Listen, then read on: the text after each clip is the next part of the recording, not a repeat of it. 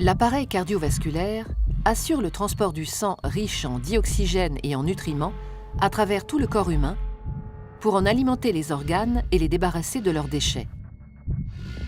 Il se compose de 3 grands types de vaisseaux sanguins qui forment un système clos. Les artères, les veines et les capillaires. Ces 3 types de vaisseaux composent un ensemble de 100 000 km de long à travers tout le corps.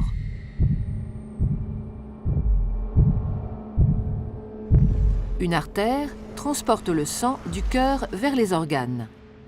Les veines, à l'inverse, le transportent des organes vers le cœur. L'artère est donc un vaisseau partant du cœur. La veine, un vaisseau arrivant au cœur.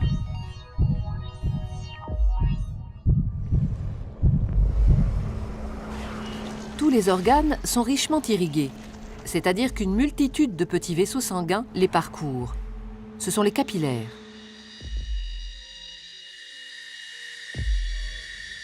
Les capillaires relient entre elles artères et veines dans les organes. C'est donc au niveau de ces vaisseaux très fins que les échanges se font entre le sang qui apporte nutriments et dioxygène et les organes qui se débarrassent du dioxyde de carbone et des autres déchets. Plus un organe est actif, plus l'apport de sang et les échanges sont importants. Les échanges ne sont possibles que parce que le sang circule en permanence dans les vaisseaux en sens unique. Il est mis en mouvement par le cœur qui fonctionne comme une pompe. Ce moteur de la circulation sanguine est un muscle creux et cloisonné. À chaque contraction, il propulse du sang dans les artères. Le cœur possède 4 cavités avec un côté droit et un côté gauche, composés chacun d'une oreillette et d'un ventricule. Le côté droit reçoit le sang pauvre en dioxygène. Le côté gauche, au contraire, le sang enrichi en dioxygène après son passage au niveau des poumons. Chaque contraction le propulse dans les artères.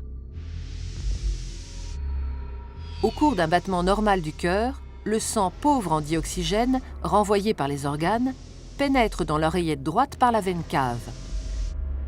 La contraction de l'oreillette droite le fait passer dans le ventricule droit, qui, en se rétractant à son tour, l'expédie dans les poumons par l'artère pulmonaire. Après son passage dans les capillaires des alvéoles pulmonaires, le sang est enrichi en dioxygène et débarrassé de son dioxyde de carbone. Il revient alors dans l'oreillette gauche par les veines pulmonaires.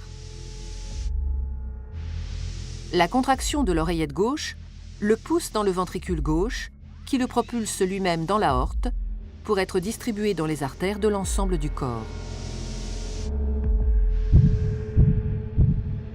Et ce cycle, vital pour l'organisme et l'être humain, se répète à l'infini.